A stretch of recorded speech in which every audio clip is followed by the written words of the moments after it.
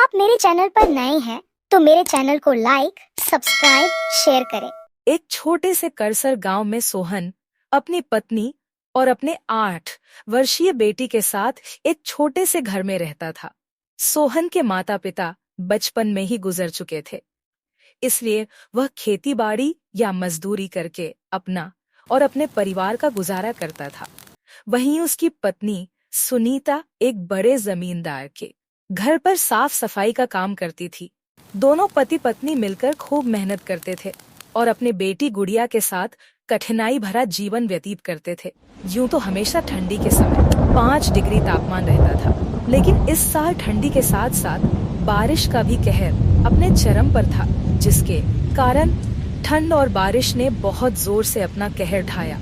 इस वजह से करसर गांव के लोग बहुत ही ज्यादा ठंड और बारिश से डरे हुए और परेशान थे। दिन हो या रात, लोग बारिश और ठंड के कहर से बेहद परेशान थे। हे भगवान, यह कैसी लीला है आपकी। देख रहे हैं गुड़िया के पापा, इस साल कितनी ज्यादा ठंड और बारिश। इतनी तेज बारिश और ठंड में काम करना भी बहुत मुश्किल हो गया है। घर से बाहर निकलते ही पैर ठंड के मारे जमने लगते हैं। इतनी ज्यादा ठंड और बारिश में तो घर से बाहर निकलने का मन भी नहीं कर रहा है। न जाने इस साल की ठंडी कैसे कटेगी। सोहन सुबह उठते ही जंगल में सूखी लकड़ियां इकट्ठा करने निकल जाता। ये लकड़ियां बेचकर वह किसी तरह 2 वक्त की रोटी का जुगाड़ करता। लेकिन ठंड इतनी बढ़ गई थी कि जंगल में जाना भी जान जोखिम में डालने जैसा था। एक दिन जब सोहन जंगल गया तो अचानक बर्फबारी शुरू हो गई। बर्फ की सफेदी ने पूरे जंगल को ढक लिया और सोहन रास्ता भटक गया। गांव में सुनीता उसकी चिंता में बैठी रही। गुड़िया की हालत ठंड के कारण खराब हो रही थी और सुनीता के पास उसे ढकने के लिए कोई मोटा कंबल भी नहीं था। झोपड़ी के कोने में जल रही लकड़ियां धीरे धीरे बुझने लगी थीं। इधर रघु ने ठंड में खुद को बचाने के लिए जंगल में एक गुफा में शरण ली। उसने किसी तरह हिम्मत जुटाई और अगले दिन गांव लौट आया और उसने सुनीता से कहा, मैं जंगल में लकड़ियां इकट्ठा कर रहा था, तभी बर्फ की सफेदी ने पूरे जंगल को ढक लिया। ठंड बहुत ज्यादा थी।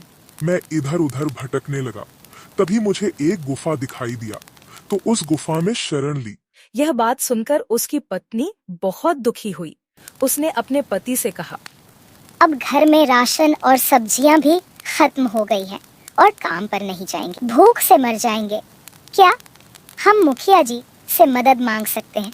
उन्होंने पिछले महीने गांव वालों को राशन बांटने का वादा किया था। मुखिया जी से बात करनी चाहिए। अगर वह मदद कर दे तो कुछ दिन के लिए इंतजाम हो सकता है।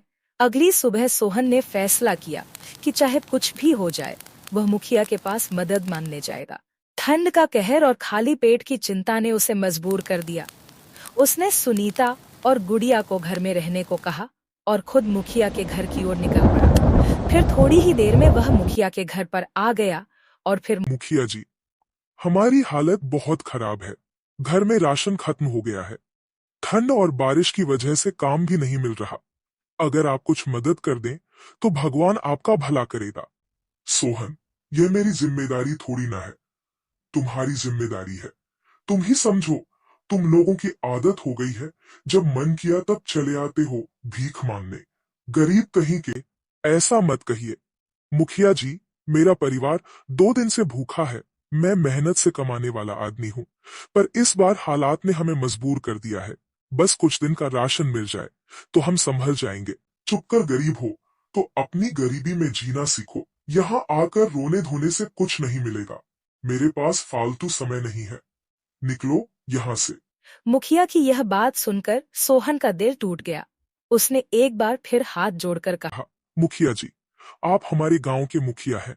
अगर आप ही हमारी मदद नहीं करेंगे तो कौन करेगा?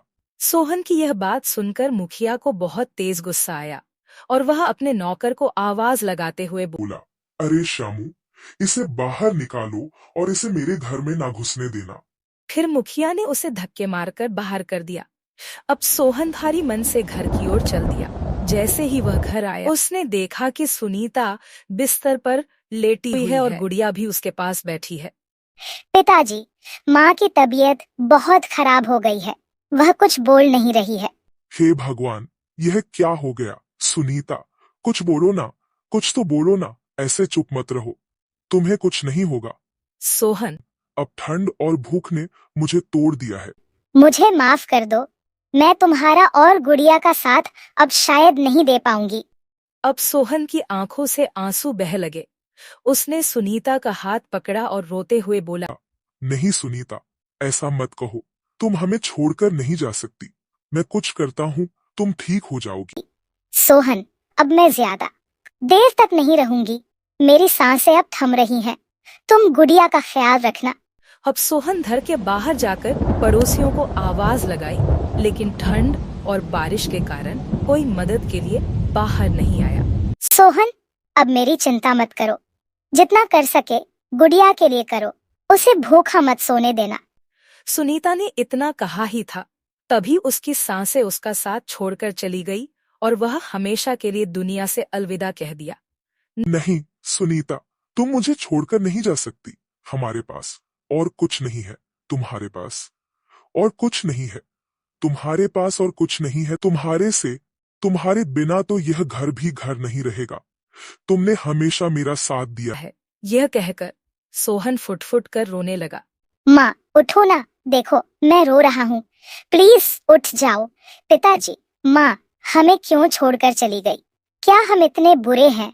नहीं बेटी, हम बुरे नहीं हैं, यह सब तो नियति का खेल है। पता नहीं हम लोगों ने कौन सी गलती की थी जो हम भुगतना पड़ रहा है। ऐसे ही कुछ महीने गुजर गए। सुनीता के जाने के बाद सोहन और गुड़िया के जीवन में जैसे अंधेरा छा गया। छोटे से घर में अब हर तरफ सन्नाटा था। ऐसे ही कई दिन बीत गए और एक दिन सुबह जब सोहन अपनी कुटिया के बाहर बैठा था, तभी गांव का वार्ड अपने आदमी के साथ वहां आया और सोहन से बोला, सोहन, मेरा कर्ज कब चुकाओगे? 6 महीने हो गए। अगर जल्दी पैसे नहीं लौट आए तो तुम्हारा घर और तुम्हारी खेत दोनों नीलाम कर दूंगा।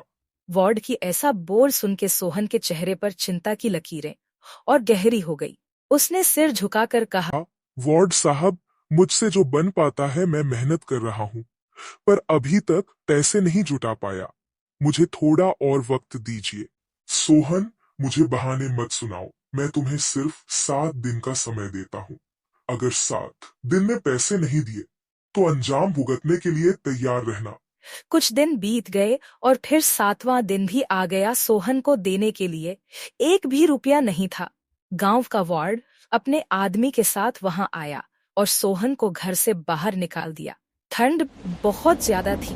सोहन और गुड़िया घर से बाहर आ गए। वह चलते चलते जंगल में एक गुफा के पास पहुंचे और उसी गुफा में शरण ली। उसने अपनी बेटी गुड़िया से कहा, ठंड बहुत ज्यादा है, मैं जंगल से लकड़ियां लेने जा रहा हूँ, तभी अलाव जला सकते हैं। ये बात कहकर सोहन जंगल की तरफ निकल गया। ठंड बहुत ज्यादा थी। चलते चलते सोहन एक पेड़ के पास पहुंचा। वह लकड़ियां इकट्ठा कर रहा था। तभी उसके आंख बंद होने लगी।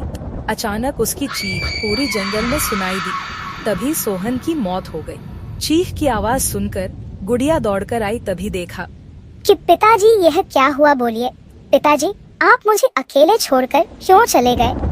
आपके सिवा और कोई भी नहीं है। यह बात कहकर गुड़िया जोर जोर से रोने लगी। रोते रोते ठंड के कारण गुड़िया भी अपने पिता के साथ साथ उसकी भी मौत हो जाती है। यह कहानी पूरे करसर गांव के लोगों को चेतावनी बनी रही। ठंड की कहर करसर गांव के लोगों को दर्दनाक मौत दिया। और भी ऐसी कहानियाँ देखने के लिए हमारे चैनल को सब्सक्राइब कर ले ताकि न्यू कहानियाँ आप तक जल्दी पहुँचे।